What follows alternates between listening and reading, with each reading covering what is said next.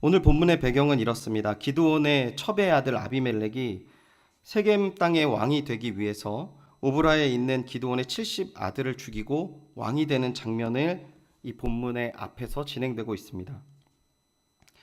이 세겜 땅에서 왕이 되는 장면의 이야기를 듣고 이 아비멜렉이 왕이 되는 장면을 이 요담이라는 아들이 듣습니다. 70 아들 중에 유일하게 도망쳐 살아남는 막내 아들인데 그가 그리심산 꼭대기에 가서 세겜 사람들에게 아비멜렉의 왕을 세운 것 그리고 너희가 우리 형제들을 죽인 것들이 옳고 바른 것이냐 이것을 지금 외치면서 우화를 하나 이야기를 하고 있어요. 그래서 이 부분에 대해서 궁극적으로 지금 요담이 계속 묻는 그 질문이 무엇이냐면 주제처럼 너희가 행한 것이 과연 진실하고 의로우냐 이렇게 계속 질문을 하는 겁니다. 근데 그 중심의 내용의 가장 중심 내용의 문제가 뭐가 있냐면요. 왕을 아비멜렉 삼는 게 맞느냐라는 것이 있고요. 사사기 전체에서 이 질문에 대해서 뭐라고 하냐면 하나님 외에 다른 것을 왕으로 삼는 것이 옳으냐 이 질문을 하고 있습니다. 차차 말씀을 나누면서 이것이 무엇을 이야기하는 것인지 한번 나누어 보도록 하겠습니다. 2018년 우리가 어떻게 의롭게 살아야 되는가? 먼저 사진을 잠깐 한 장 보시겠습니다. 네, 이분 누구신지 아십니까? 네, 이제 꺼주십시오. 네, 됐습니다. 아신답니다. 이분이 그 이국종 교수님입니다. 누구냐면 공동경비구역으로 귀순하는 우리 북한 군사가 병원으로 옮겨져서 수술을 받은 가운데 수술을 집도한 아주대 의대 교수님이십니다. 그리고 이분이 아주대학병원 번역외상센터장입니다. 기순 병사를 수술 맡은 이 교수님이요. 2011년에 소말리아 해적에게서 납치된 인질을 구출한 그 석혜균 선장님을 또 그 총상 입은 거를 치료하신 분입니다. 그래서 그때부터 유명해지신 분인데 이분이 최근에 무엇이라고 말을 했냐면 피눈물이 납니다 이런 표현을 했어요. 그래서 이게 무슨 말이냐면 이분이 그 국회에 번역외상센터 지원을 요청하면서 자기들 너무 힘들다 지금 이거 하는데 이렇게 얘기했습니다. 근데 이 얘기를 했는데 언론에서 대서특필을 하고 이 여론이 들끓어서 결국 어떻게 됐냐면 번역외상센터 예산이 53% 증액했습니다. 네, 아무도 놀라지 않고 있습니다. 그리고 미국 워싱턴 포스트에서는 이분을 한국의 맥드림이라고 이렇게 평가했는데 맥드림이는 미국의 인기 있는 의학 드라마 그레이 아나토미에 유능하고 매력적인 의사를 이렇게 그 역할을 맡은 사람 이름이거든요. 아시는 분만 꼭 고개를 끄덕끄덕이는데 저도 누군지 잘 모릅니다. 이분이 아무튼 국내외적으로 인정을 받고 있죠. 그리고 이분이 이것뿐만 아니라 2011년에 이 석혜균 선장을 구해서 이듬해에 이 사람을 통해서 무슨 법이 발의됐냐면 응급의료법이 개정을 이끌어낸 사람입니다. 그래서 이 법에 따라서 전국에 16곳이 권역외상센터가 지정됐습니다. 권역외상센터에 대해서 저도 자세하게 정확하게 말씀드리긴 좀 어렵지만 갑자기 큰 외상에 큰 상처를 입는 거예요. 우리가 생각하지도 못할 만큼 다리가 잘리거나 이렇게 총상을 입거나 칼로 크게 베이거나 이렇게 일어난 부분들인 거죠. 그리고 이 사람이 그런 일을 하고 있지만 아직도 16곳이 지정됐지만 운영되는 것은 9군데에 불과하고요. 그리고 심각하게 운영난과 인력난이 계속 있는 거죠. 왜냐하면 이 자리가 너무 힘들어서 의사가 돼서 그렇게 공부 열심히 해서 이 자리로 안 가는 겁니다. 이분도 36시간 교대 근무를 한답니다. 그래서 2시간씩 잠을 자고 열악한 환경 속에서 근무를 한대요. 그래서 과로 때문에 이분이 거의 한쪽 눈이 실명 상태다. 이렇게 알려지고 있습니다. 세상 사람들이 이 사람을 보고 굉장히 의롭게 보고 있어요. 세상 사람들이 이 사람이 하는 얘기는 다 옳다라고 생각을 하는 거죠. 우리가 정말 잘 구분해야 되는 것은 무엇이냐면 이분이 대단한 거 사실인데 정말 하나님께서 말씀하시는 의로운 사람이 무엇인지를 우리가 구분을 할 수 있어야 되는 것이죠. 왜냐하면 우리가 세상에서의 되는 기준으로 착하고 의롭게 사는 것이 맞고 그것이 우리가 해야 될 일이라면 우리가 이 자리에 나와서 예배드릴 필요 없는 거죠. 그냥 착한 일 하면 되는 것이고. 근데 사람들의 영웅을 세우는데 요즘에 영웅이 있습니까? 털어서요 조그만 거 하나만 나오면 사람들이 다 비난으로 바뀝니다. 인간들이 보이는 시각 가운데에서는 이렇게 좋은 모습들도 보이면서 칭찬하지만 또 어떻게 호도된 언론과 내용으로 말미암아 또 이런 내용들이 다 사라져가는 시대가 바로 오늘 이 시대라는 것이죠. 그래서 사람을 의지할 수 없습니다, 오늘. 그럼 하나님께서 의로운 그 사람에 대해서 어떻게 표현하는가? 신약 성경에서 표현하는 의는 예수 그리스도의 속량을 믿는 사람들을 의롭다 합니다. 그래서 이거를 신약 용어로 어렵게 이신칭이라고 하는 거죠. 그래서요, 로마서 3장 10절을 보면 이렇게 써 있습니다. 우리 같이 한번 읽어주겠습니다. 3장 10절 시작. 하나님의 시선에서 우리를 보면은 의인은 하나도 없는 거예요. 우리의 어떤 행위로 말미암아, 우리의 삶으로 말미암아 하나님이 야, 얘는 정말 의롭다라고 하는 사람들은 없다는 겁니다. 그럼 어떻게 의로울 수 있습니까? 로마서 3장 23절 24절을 보면 이렇게 이야기합니다. 모든 사람이 죄를 범하였음에 하나님의 영광에 이르지 못하였더니 24절 같이 읽겠습니다. 시작. 그리스도 예수 안에 있는 속량으로 말미암아 하나님의 은혜로 값없이 의롭다 하심을 얻는 자 되었느니라. 자, 그럼 이거를 예수 그리스도 안에서 속량을 받았음을 우리가 믿었습니다. 그럼 의로운 자가 됐어요. 그러면 우리가 어떤 그 의로움으로 말미암아 누리는 것이 무엇입니까? 로마서 5장 1절입니다. 우리 같이 한번 읽어보겠습니다. 시작. 그러므로 우리가 믿음으로 의롭다 하심을 받았으니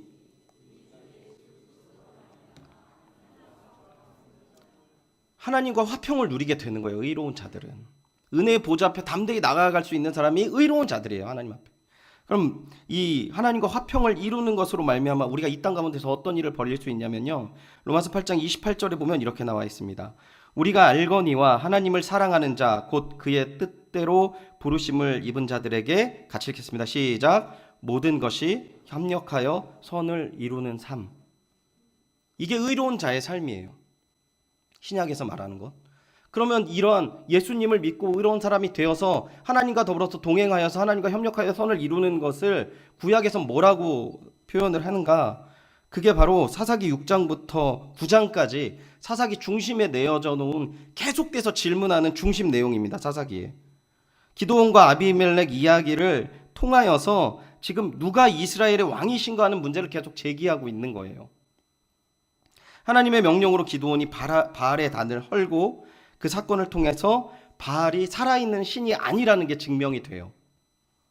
그리고 오직 여호와만이 유일하시고 진정한 하나님을 증거하는 사건이 일어납니다. 또한 그가 미디안의 군대를 회파한 후에 이스라엘이 하나님 앞에 돌아와야 하는데 돌아오지 않고 이스라엘 백성들이 또 누구를 의지합니까? 기드온을 의지하기 시작해요. 그래서 뭐라고 얘기합니까? 기드온 보고 우리의 왕이 되어달라 이야기를 합니다.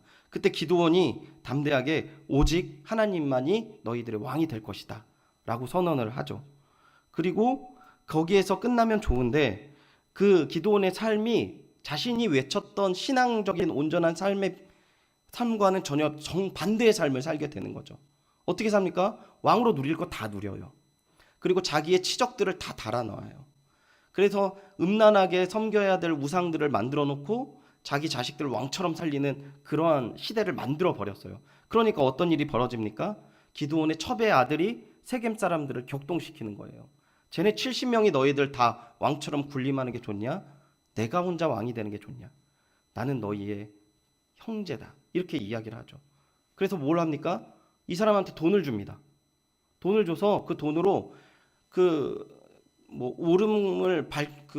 오름 그름을 선택할 수 없는 이상한 애들을 다 데리고 와가지고 그 70명을 한 바위에 다 쳐 죽이죠. 그리고 왕이 되는 사건을 성경에서 이야기를 하고 있고 그 이야기를 지금 표현하고 있는 거예요. 그게 어떤 것인지 요담의 우화를 통해서. 하나님이 우리의 왕이시고 우리의 주인 되십니다. 이 자리에 있는 분들을 모두 다 부인하지 않고 수긍할 것입니다. 그렇다면 기드온 역시도 그 모든 것들을 알았지만 왜 이런 시대가 열려졌으며 과연 우리의 삶이 어떠한 삶이 의로운 삶이라는 것을 다시 한번 하나님의 왕이 되는 그 삶이 어떠한 삶이라는 것을 오늘 본문 속에서 우리가 한번 찾아봐야 될 것 같습니다. 7절부터 21절은 요담의 우화라는 내용이라고 조금 전에 말씀을 드렸고요. 8절부터 그 이야기가 시작되는데요. 8절에 보면은 나무들이 자신들의 왕이 될 그 나무를 찾고 있을 때 감람나무에 건면합니다. 이 감람나무는 줄기가 비어도 자랄 수 있어서 1000년 이상 산다라고 이제 써 있더라고요. 그리고 이 성장한 나무는 1년에 반톤 정도 열매를 맺는다고 합니다. 그래서 그 열매로 인해서 생성되는 이 감람류가 소재로도 드리고요. 음식, 요리, 그리고 해독제로도 사용된다는 거죠. 그러니까 굉장히 유용한 나무입니다. 이렇게 기름으로 하나님과 사람에게 기여하는 것이 더 이런 나무였는데 그 나무들이 우리의 왕이 돼 주십시오라고 얘기를 할 때 그 감람나무가 뭐라고 합니까? 기름으로 하나님과 사람에게 기여하는 것이 더 영화롭기 때문에 나무들 위에 우쭐댈 수 없다 이렇게 표현하고 있거든요. 여기에서 굉장히 이제 반복되는 세 번의 이야기가 있습니다. 무화과, 포도나무 이렇게 반복되는 세 가지가 있는데 반복되면서 똑같은 단어를 쓰는 단어가 있어요. 우쭐대다라는 단어인데 이 표현은 이제 나무가 바람에 흔들리는 표현을 그 우쭐대다 이런 표현을 썼대요. 이게 원어적으로는. 그러니까 이게 언제 쓰는 표현이냐? 능력은 없는데 폰만 잡고 있는 부분들에 대해서 이 표현을 쓴다는 거죠. 그러니까 비꼬는 겁니다, 지금. 왕의 자격도 없는 것이 왕이 되는 부분들을 비꼬는 내용을 주로 써져 있어요. 근데 우리가 한 가지 더 나아가야 될 건 무엇이냐면 감람나무에게 지금 번면한 것이 뭐라고 그랬죠, 여러분? 왕의 자리입니다. 왕의 자리. 왕의 자리인데 전혀 여러분 신기할 것도 없고 감동도 없고 이렇게 그렇죠. 그 왕이라는 것은요 인간이 누릴 수 있는 가장 높은 자리가 왕의 자리인 거예요. 저 왕의 자리를 이렇게 생각을 하고 싶은데요. 우리가 지금 가장 꿈에도 소원이 무엇이냐면 잘 사는 거거든요. 정말 잘 사는 겁니다. 제가 예전에 한번 말씀드린 적이 있는데요. 지금 30대, 20대 후반, 30대 초반에 있는 젊은 사람들 전 세계적으로 꿈꾸는 게 뭐냐면 50대에 은퇴하는 거예요. 50대 은퇴해서 어떻게 삽니까? 따뜻한 곳에서 집을 하나 사둬요. 세컨하우스를 사놓고 1년에 3-4번씩 여행을 다니면서 은퇴를 즐기는 것, 그것을 준비하는 게 43%가 그 사람은 그것을 원한대요. 일찍 은퇴해서 인생을 즐기고 싶다는 거죠. 뭐가 있어야 됩니까? 그럴 바에는 돈이 있어야 되는 거죠. 돈이 있어야 돼요. 세상의 이 미디어나 모든 가치들은 다 돈을 중심으로 이렇게 사람들의 마음의 욕구들을 생성시켜요. 계속 더 좋은 것, 지금 내가 있음에도 충분하지만 이게 더 좋아. 이러려면 어떻게 살아야 돼? 주일날 교회 가지 말고 세컨드 잡을 하나 잡는 게 더 좋은 거야. 아니 아이한테 이런 학교 보낼 거예요? 유학 안 보낼 거예요? 그럼 어떻게 해야 돼요? 더 돈을 벌어야 돼. 그러려면 어떻게 해요? 한두 번쯤은 거짓말할 수 있어. 이렇게 되는 겁니다. 모든 것을 누릴 수 있다라고 착각하는 그 자리가 왕의 자리인 거죠. 그렇게 내가 다 할 수 있다라고 착각하게 만들어요. 그래서 사람들은 헛된 걸 왕으로 삼고 내 자신이 왕처럼 모든 것들을 결정하는 것들에 대해서 의식하지 못하면서 그 길로 가게 되는 거죠. 지금 오늘 본문에 대해서 그러한 부분에 있지만 지금 감람나무가 그러한 자리를 거부하고 어느 자리에 있다고 합니까? 자기가 열매 맺는 그 자리에 있겠다고 하는 거예요. 그리고 나는 이 열매 맺는 게 너무 좋아 이렇게 얘기하는 거죠. 우쭐대리요 이런 표현에서 첫 번째는 자격도 없는 사람이 되는 그 부분을 지적하고도 있지만 나는 그 자리가 나한테 맞지 않는 자리야라는 것을 감람나무가 이야기하는 거죠. 그러면 우리가 하나님 안에서 정말 진실로 하나님을 나의 왕이라고 섬기는 사람이 가져야 될 어떠한 그 선한 행동, 의로운 행동이 무엇인가? 첫 번째 우리가 생각해 보아야 될 것은 무엇이냐면요. 과거의 상처로서 자유로운 사람이 되어야 되는 거예요.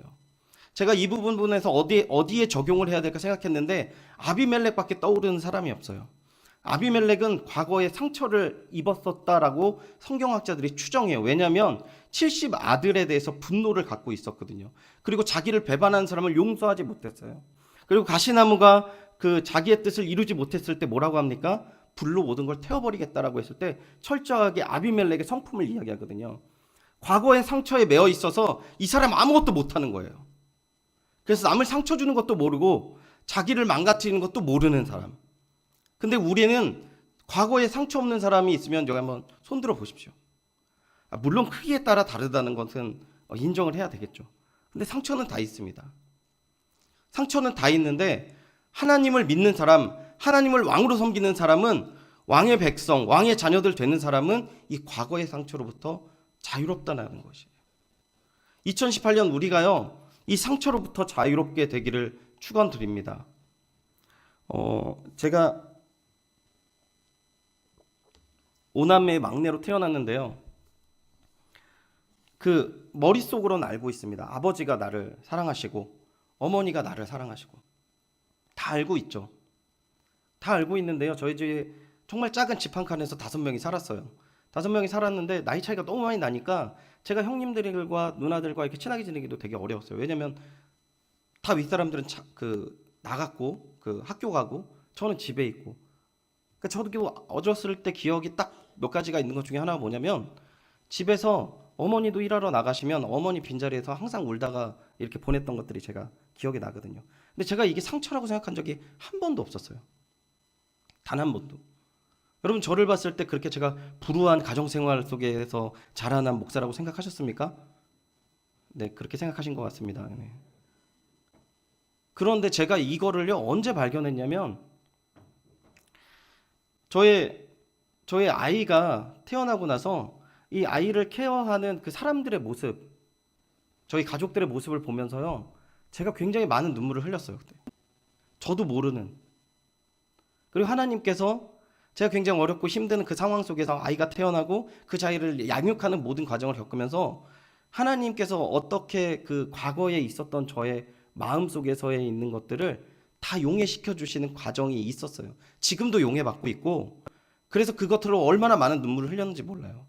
제가 그 저를 양육했던 목사님 한 분이 계셨는데 이분이 이런 이야기를 했습니다.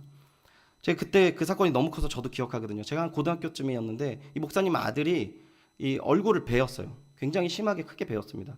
심하게 크게 베었는데 이거를 가지고 얘가 엄청나게 울 거 아닙니까? 그 꼬마애가 한 5살, 6살쯤이라고 제가 기억이 되는데 그래서 제가 빨리 이제 애들한테 시켰죠. 빨리 119 부르고 너는 빨리 목사님 부르고 그리고 너는 빨리 그 얼굴에 또 뭐 될 거 빨리 찾고 막 이렇게 해서 시킨 기억이 나거든요.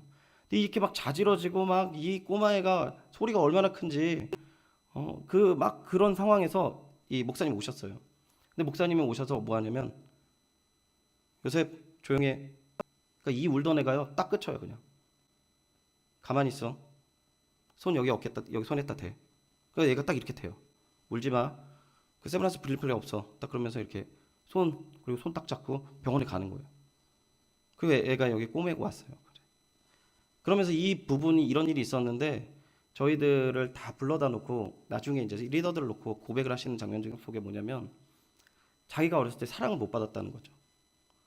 부모님 매일 나가셔서 사역하시고 매일 자기는 케어를 못 받으니까 자기가 아이한테 사랑을 제대로 못 주는 사람이었다라는 것을 그 사건을 통해서 이 분도 놀랬던 거예요.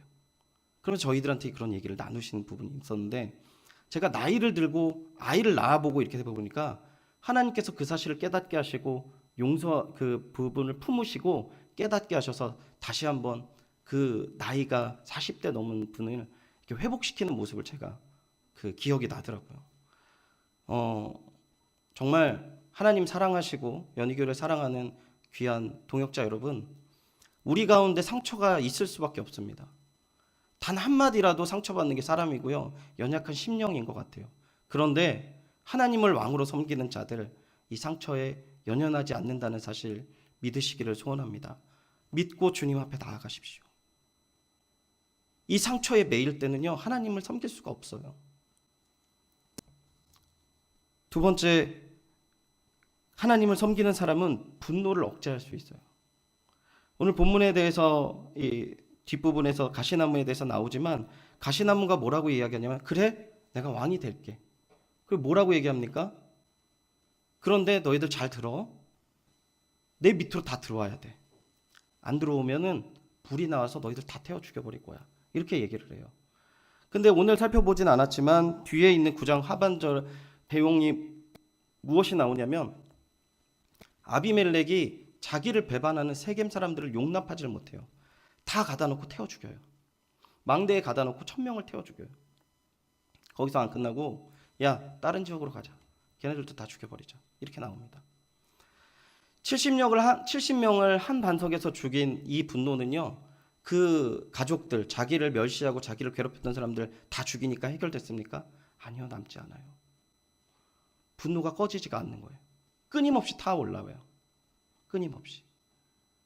끊임없이 타올라서 결국에는 주변 사람들까지 다 태워버리는 게 분노라는 것입니다.